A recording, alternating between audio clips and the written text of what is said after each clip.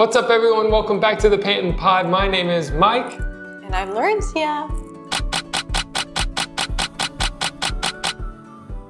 And we're so glad you came. This is actually part 2 of an episode on Are You Ready to Date? What are some questions that you should ask yourself before you start dating? So if you haven't seen the first one, you can go back and watch that one. I think that one has some good questions in there, right? Yes, for sure. Like, am I content? That's the only teaser we're going to drop. You're going to have to go back and watch it for more. What does it mean to be content?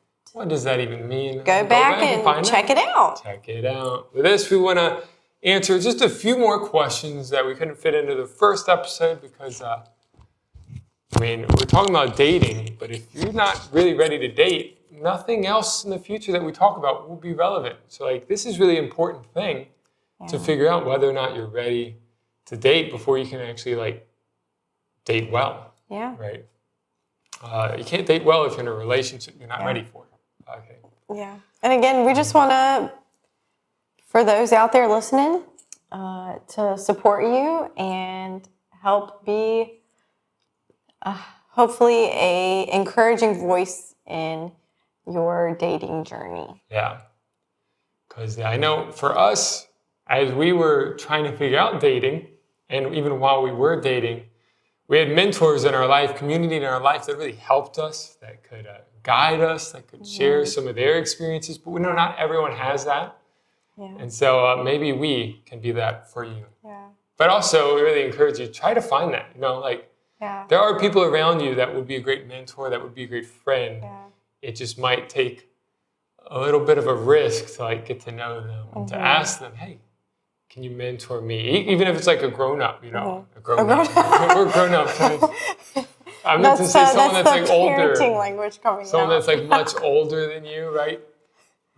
Maybe for some people that's really uncomfortable, right? To ask, I'm 20 years old. To ask someone that's 40, can you help me? I struggle with that. Can you mentor me, right? Yeah. Could you help me ask them questions about relationships? Yeah. But those people have a lot they could teach you and help you. So hopefully we can help you, but also realize people that you can meet with face to face are really, and actually know are really helpful as well. So, and surround yourself with people with healthy relationships. Yeah. YouTube will not replace that. No. Yeah. I remember. We'll watch all the videos. I love my family, but I didn't have a lot of great examples of marriage in my life. There's a couple. And I'm so thankful for those. But it wasn't really until college when I saw people just living out healthy marriages, healthy dating relationships, and just learning from that, learning from their wisdom, from their dating times, and really blessed me. So hopefully we can, fill in some of those gaps. Fill in some of the gaps. Yeah. So the first question we want to talk about, it's not really so much a question, right? It's what are your negotiables and what are your non-negotiables? What does that mean? What does that even mean? What does that mean? So, negotiables, right? It's the things that you kind of hold with an open hand. You would like to have that in a person you date, and potentially a future spouse. More on that later. But you would like it, but it's a preference. It's not a deal breaker. And then non-negotiable would be closed fist. Don't compromise on that. Yeah. Right? These things are really important to you that are based on maybe your values, your priorities in your life.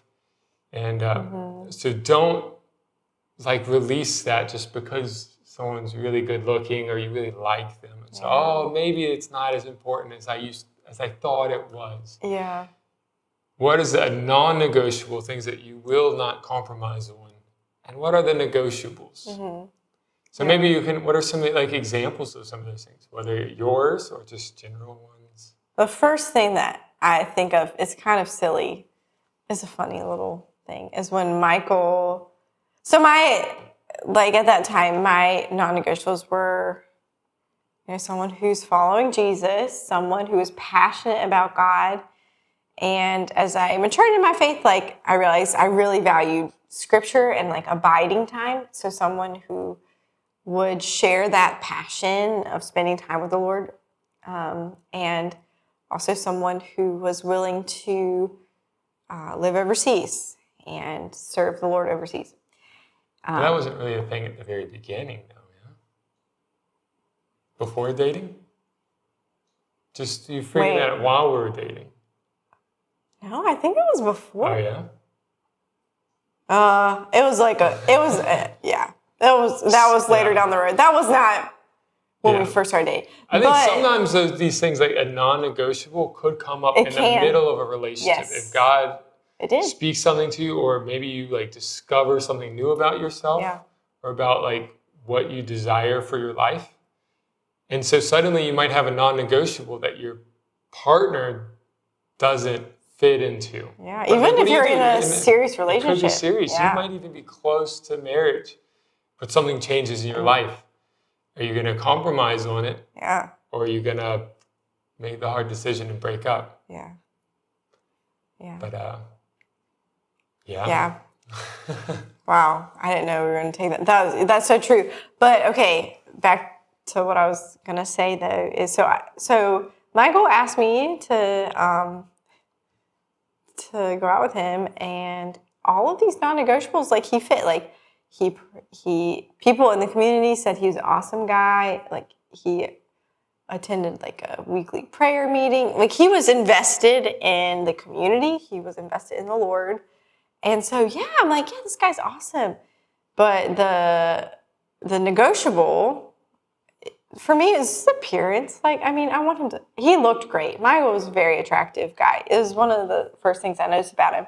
But his hair, like he had long hair that did not. Yeah, but not like super, it was just like, maybe here, really puffy. Really. Sometimes he didn't wash it. And well, the problem actually is it's not that I didn't wash it, it's that I would wash it without soap. It's like not washing your hair is not as bad as like getting it wet, but not using soap. Because then it gets greasy after you do that. Okay, I don't even know what you're talking about. Like, that doesn't make any sense to me. Well, my hair's really curly, right? So I don't have you curly hair. You can go a long time without washing your hair and it not getting greasy. That's it, not necessarily. But if you were to take a shower, anyway. Let's bring it back. I think that I was learning as I grew my hair out as a guy. Yeah, I don't hold it against you, but the point of my story is there was this negotiable was, a haircut. Like, that is a perfect example of a negotiable. Like, yeah. I mean, she talked to my roommate and told him to tell me to cut my hair down. So she was working. She was working behind the scenes. Oh my gosh, I forgot I did that. Oh man, this is bringing a lot back up. It's negotiable, but she was trying to negotiate behind the scenes to make it happen. Yeah. Okay. But yeah. Okay. So Michael, so I had these non-negotiables, but the negotiable was, a haircut. A haircut is a perfect example of a negotiable. You should not say no to somebody because of a haircut. I say that with confidence. Yeah.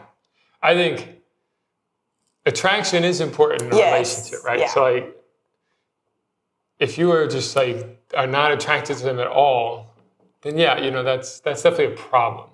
Now there's a level, you cannot expect that you can only date supermodels or something like that. Like, you can be attracted to someone. You can't be as lucky as Michael. Even if yeah, I mean, you can be attracted to people even, because it comes down to, attraction's more than appearance, right? Yeah. So you can even think of people that everyone else thinks attractive, but you don't, because for whatever reason. Yeah. Or maybe you used to think they were attractive until you learned something about them and they're not attractive anymore. Or maybe the other way around. And so, attraction is important, but definitely not I guess in a way it's a non-negotiable. You shouldn't probably enter a relationship that you're just not attracted to at all. But I think you have to have just your heart has to be in the right place, right? To not be seeking attractiveness above all else. Yeah. I don't know if we'll talk about this in another show, but appearance, attractiveness, general attractiveness should probably be one of the lower priorities in your and your values are negotiables or non-negotiables. Like I feel like there's a level of like good enough. Yeah. In terms of like appearance. Yeah. Yeah. I mean, of course, being attracted is probably what got you interested in at first. And so, but sometimes you're friends. You might be best friends with somebody and you never thought of them as a potential girlfriend or boyfriend, and you never really attracted to them. Yeah. But if you were to just open your mind, open your heart a little bit to like say, hey, this person's awesome. Yeah. Could this be more than just friends? Yeah. Even though you might have been friends for years. I know several people that are like that. Yeah. Although usually one of the people like the other one the whole time. And they're just waiting for the other person to come around, right? I love that. But I mean, it's super scriptural too, though. If you think about when we think about dating relationships and we think about negotiables and non-negotiables, the reason why I said appearance should be really low on it is because this is someone you're going to be spending the rest of your life with. It's scriptural, right? Like, what is it? Charm is deceptive and beauty is fleeting. But what's the second part of it that's more important? So what's going to last is their heart and who they are. You know, we change and we grow, but their values, their love of the Lord, their way they treat their family, the way they carry themselves, their disciplines, their rituals. Those are the things that are really going to have a big impact on your life if you do get married. Yeah. Yeah, you know, I think the person you marry is not the person that you're going to be married to. You know, like, you're not marrying the person for who they are, really. You're marrying the person for who they will become. And so I think that's where negotiable is really important because, like, who is this person going to become in 20 years? They're going to be completely different. We've been married for 6 years, and I think I am very different than I was when we got married. And so you could imagine how disappointing that would be if we were not heading in the same direction. Like, we are constantly changing and evolving and hopefully becoming better. Yeah. And that's okay. It's a good thing, but only if you're moving in the same direction. If you're not moving in the same direction, as you change and as you evolve, you're going to go further and further apart. Your values are going to, go further apart from each other. Yeah. And so that's where these non-negotiables are really important. Because right now when you're dating, it's not a big deal. Maybe you are pretty close in your values, but if you're headed in different directions in a few years and over a lifetime, certainly, you're going to be married to someone that maybe has completely different values, completely different priorities than you do. Yeah. And maybe they used to be attractive and you had fun together, but those memories of having fun together are not going to sustain a marriage over the many years, or a family, even if you have kids, which makes everything even more complicated if you don't have the same values and not head in the same direction with each other. Yeah. And so, I think that these non-negotiables are really important. So, like, for me, right, it's also comes through faith. God's the most important thing in my life, so I want Jesus to be the most important thing in a potential spouse's life too. Yeah. Because that's going to be the thing that shapes me more than anything else. It's going to shape my marriage, it's going to shape my family. Yeah.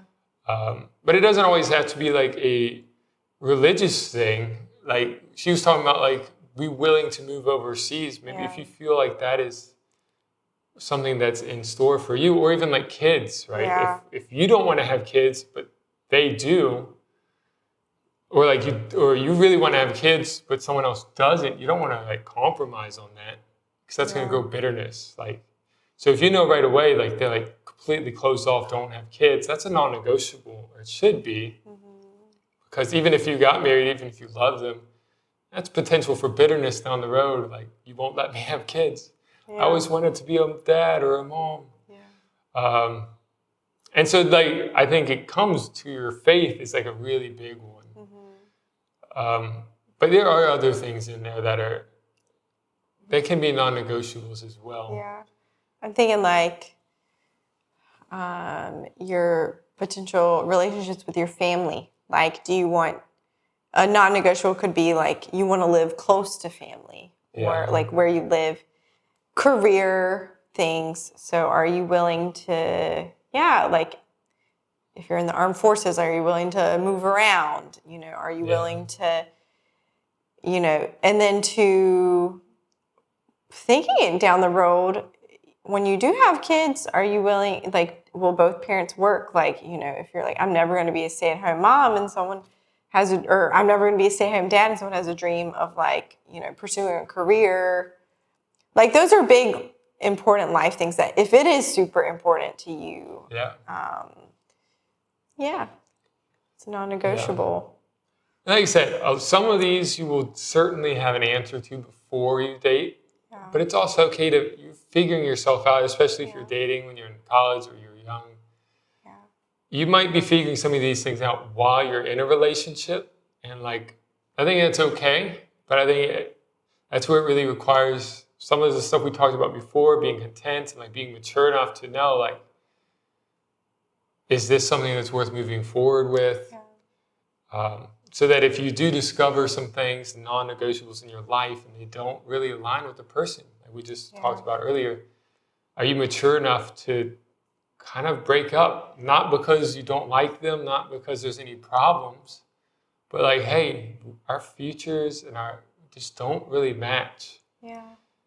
And it like leaves both people kind of brokenhearted for a little while, but it's for the best. Yeah.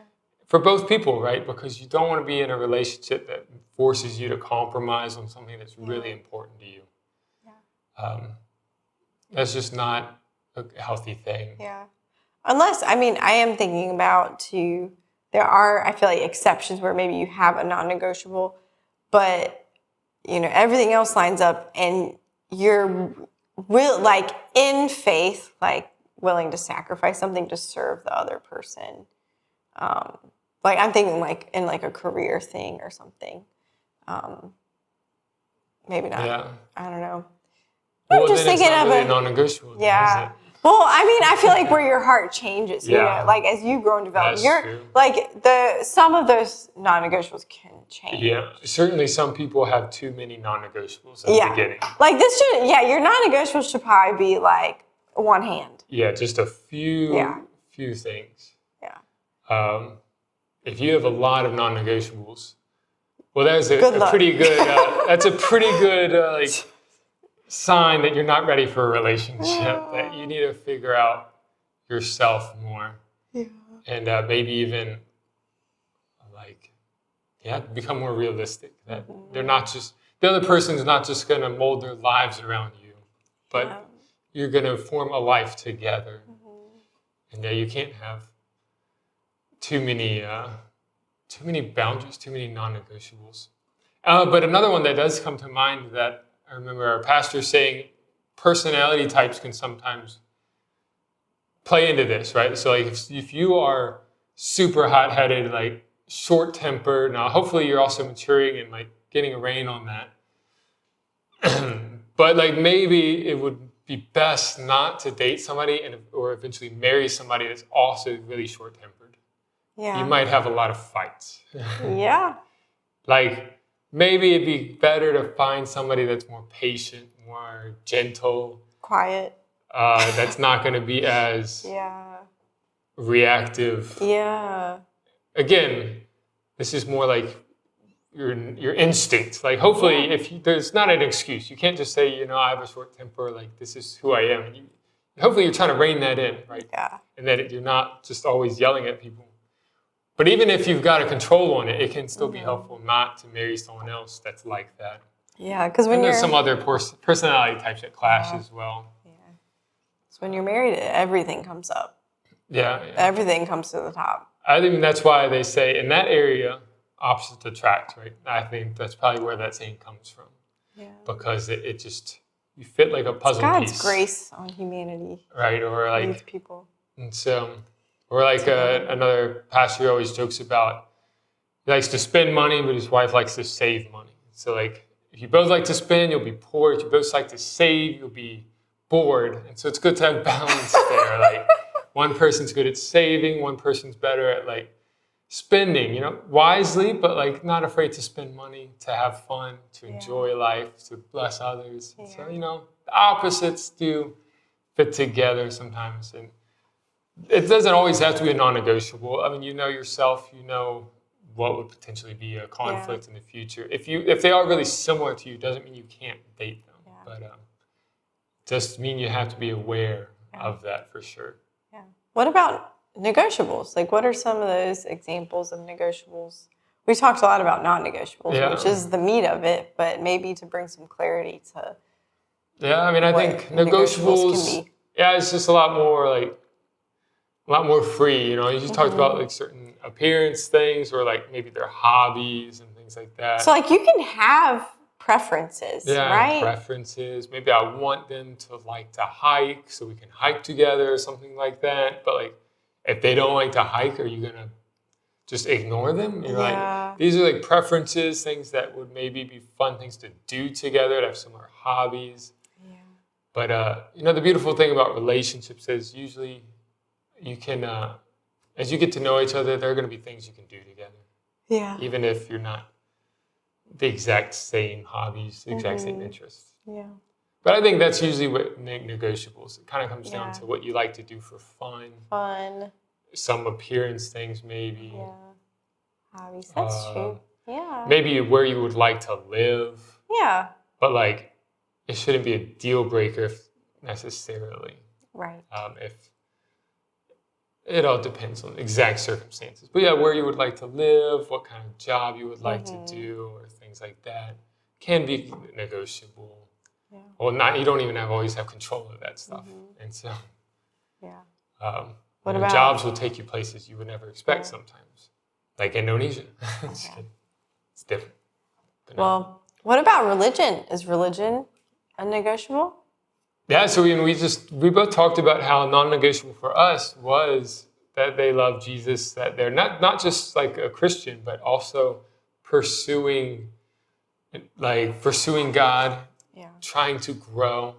And so it begs the question, can you marry somebody from a different religion? Should you date somebody from a different religion?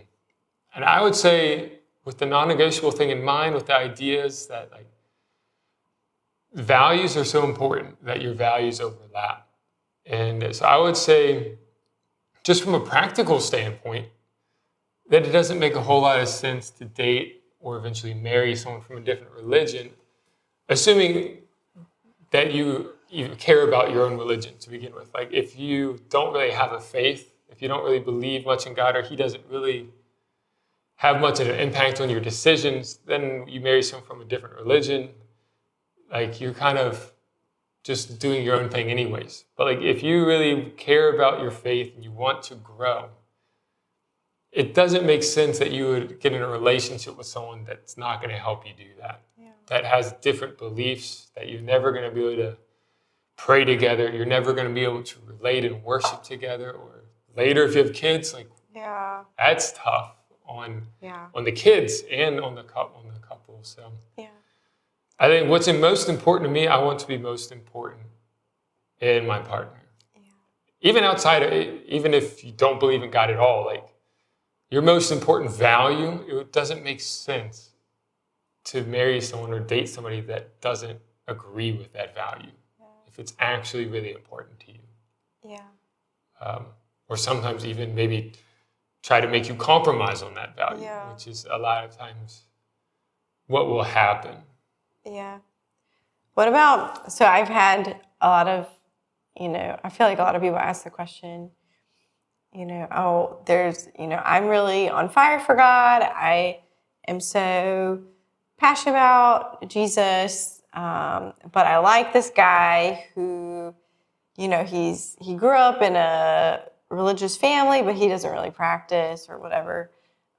So what would you say to somebody who's like, they want to seek God, but they like someone who doesn't, and they're like, I want to help bring that person. So you same religion or different. That is like either way. Them. It doesn't matter really. Yeah. Yeah, I mean, I think, well, even when I first was in university, my mentor, I was meeting with him, and he asked about this girl that I liked, and I told her a little bit about him, and he was like, be careful, because in that part of my life, so growing up, I wasn't really seeking the Lord. I would say I had faith in Jesus, but I followed what I knew, but I didn't desire to know more. But this is the time I really started growing as I was in a small group, as I started reading the Bible. And he told me, be careful, because this girl, she was a Christian, but she didn't really, her faith really didn't like motivate her decisions. It wasn't the primary motivator of how she lived her life. It wasn't the lens that she viewed the world through. And so he was like, be careful. And I was actually quite offended by that. Like at first, like, whoa, like she believes in Jesus too. Like, what's the problem here? But I mean, later on, I came around to really understand what he was saying, because I was growing. And I think getting into a relationship with someone that's not growing, it's not trying to grow, would have stifled my growth, And even if you're surrounded with good friends, I think it's inevitable that's probably, you're more likely to stop pursuing God than they are to start. But even if they do, like sometimes you have this, like, I will kind of disciple them or like mentor them. I will help them grow. I will take them to church with me. I will, get them plugged into a small group. But it just creates this weird, like, they're like almost like a project. They're your disciple instead of your girlfriend or your boyfriend. You're no longer kind of like equals getting to know each other.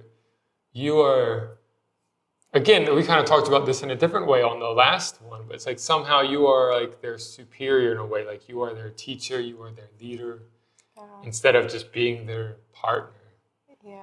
And so it's a little bit, even disingenuous, kind of like, I will change you so that I can date you. Yeah. Which is just weird. But I think too, like when your mentor said to be careful, you think about, I'm going to have such a big influence on this person's life. Like I'm going to influence them towards things of God. But usually, what happens is you kind of lose your fire and your spark, and you end up settling and compromising in ways that you never thought you would before. Yeah. And I think it too, I don't know if we've talked about this, but maybe like this kind of goes back to the non-negotiables. Like you want to date somebody with the same spiritual temperature, like the same, like if you're growing, like if you're running towards God. I think someone said this picture before, like you're running towards God with all you have and you're wondering who to date. Like look beside you. Yeah.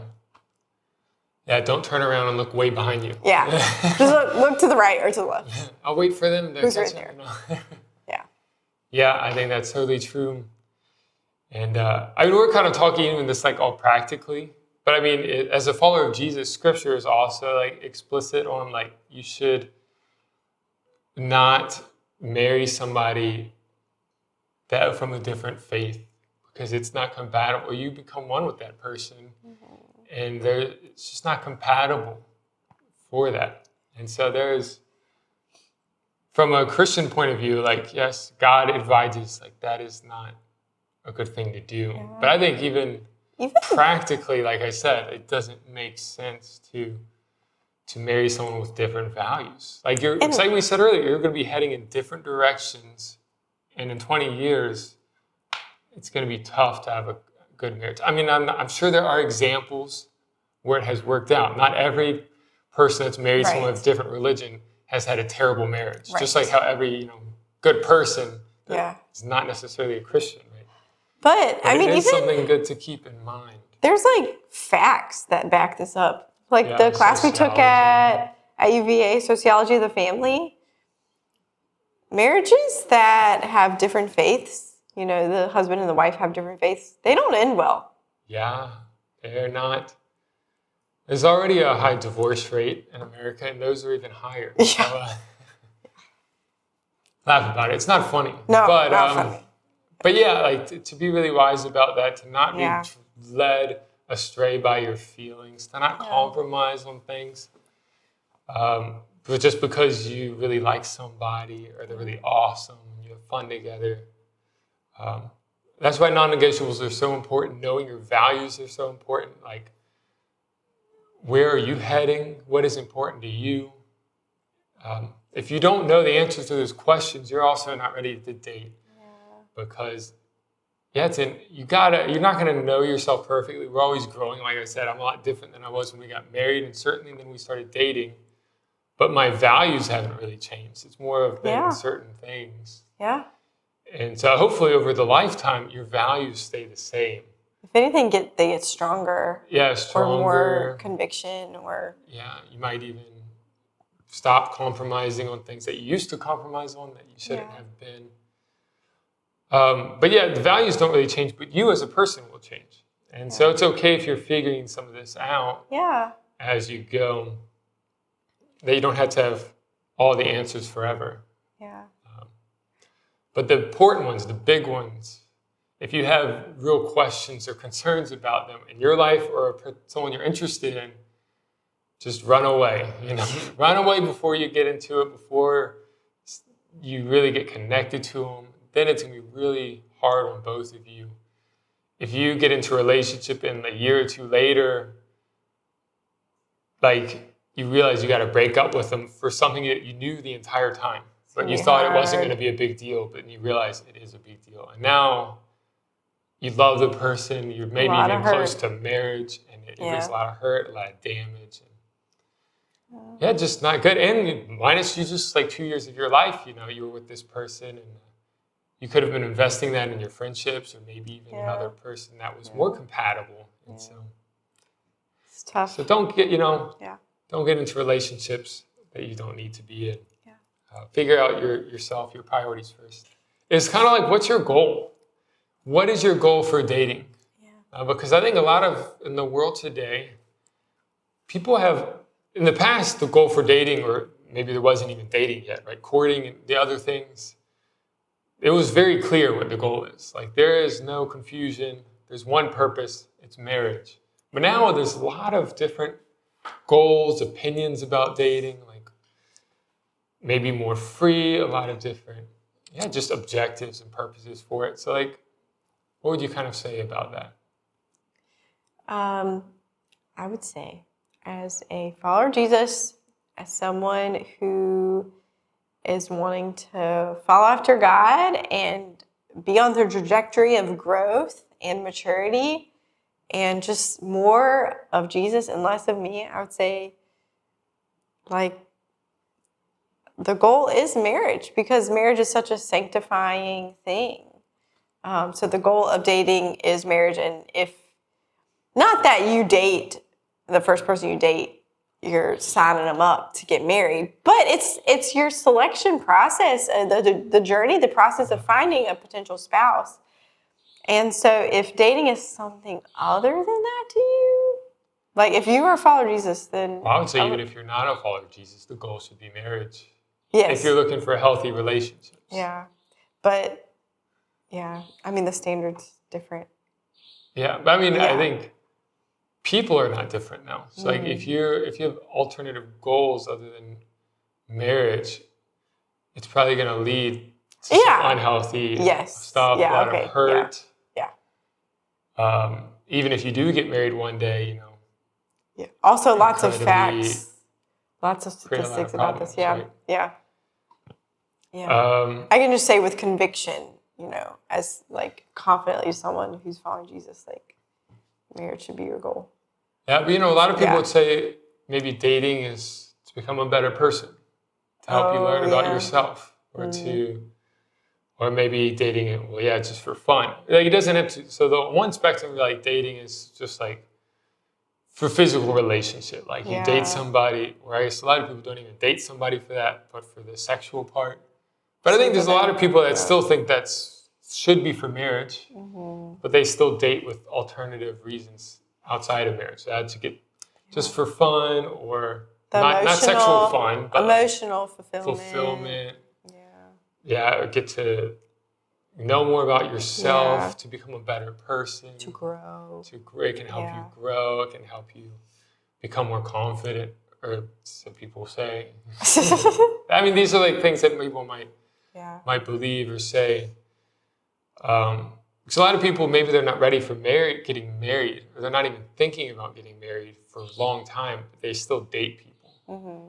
And so, like, why? And maybe that's why you also have some people dating for a really long time, or being engaged for a really long time as well. Because it's like, you want the relationship, but you don't want to get married. And so, which also leads you into, at least, from the Christian perspective, from a biblical perspective, that opening yourself up to temptation. Even as us with God at the center, I can't imagine if you're dating for years and years and years, like the temptation to become more and more physical is there. Even with the best motives, with the best heart, like, the flesh is weak sometimes. And so, like, don't introduce temptation into your life if there's no light at the end of the tunnel, if there's no goal, if there's no real objective other than having fun. Because even with the best motives, it might lead you down some hurt, a path that leads to heartbreak, leads to hurt. And just not a good place to be. Regardless of your viewpoint on God or your viewpoint on sin and things like that, it's just not, like, what you really need is a friend, not a girlfriend. That's how I was thinking. What you're trying to do. Is if there's if you have any other goals, they can be found in other ways. If you want to grow, read a book. Yeah. Find a brother that will challenge you and encourage you. You don't need a girlfriend. If you want to have fun, it's going to encourage you. Get a hobby. Like, relationships are hard, right? And they take a lot of time. Invest that time into other things. If you're not ready to get married, that is totally fine. But I think having fun or learning is not really a good reason to date. Yeah. Well, there you have it. Oh, I do have one other thing I want to add to that. Okay. So while you're dating someone, or even before you're dating someone, I think something that's really helpful is that you can continually be asking yourself this question. Can I see myself marrying that person? And so this kind of wraps up everything we talked to. It's like a simple yes or no question. Or maybe not yes or no. No or maybe. Yeah. And you could. And so the idea is that, could I see myself marrying that person? Your answer doesn't have to be yes. And it shouldn't be yes. If you just met them, if you're not even dating them yet, like, you can't answer yes to that question because you don't know them enough. Or even if you've been dating for a little bit of time, your answer can't really be yes. But usually it is really clear when your answer is no. Right? Like when we talked about non-negotiables, in the last episode we talked about some things, and we talked about our goals and where we're heading. If you ask yourself, even before you're dating, could I see myself marrying that person? If your answer is no, well, don't even think about starting a relationship with that person, because there is no future there. It's just going to take your time, and ultimately probably going to lead to some kind of hurt, either in your life or maybe you're going to hurt them. Or even while you're dating someone, though, to be asking yourself that question fairly often. Could I see myself marrying this person? Well, answer, maybe I don't really know. But if your answer is no, it's probably time to end that relationship. And so I would do that all the time when I was dating Lawrencia, especially about some of these things. It's like, she already mentioned, like, moving overseas. Like, is that something that she would be doing? And if the answer was like no, I feel like that would be a sign that gotta cut it off, because our futures we're not heading in the same direction. Our futures don't really overlap. And so it's usually better to get out early than late. So the longer you stay in a relationship, the harder it's going to be to end it, and the more likely you're going to compromise and not end it just out of fear or whatever reason. And so ask yourself that question. Could I see myself marrying that person? If the answer is no, stay away, or you got to break up. If the answer is maybe, keep pursuing it until the answer is yes or no. And then be brave enough and have the courage to do whatever it takes when you get the answer. Either to, if you're a guy, ask them to marry you or to break up. But I think that's a big thing, to have the courage to act on that. Awesome. So that's all we have for you guys this time around with our part 2. Yeah, part 2. Am I ready to date? Am I ready to date? Questions you should ask yourself. And so we'll be filming some more of these soon. We'll be putting out some more of the Panton Pod, so be on the lookout for that. The next one will be about boundaries. Time boundaries, emotional boundaries, physical boundaries within a relationship. I love it. And so it's a hot topic for a lot of people. How far is too far? We'll leave you with that. Until next time. Until next time.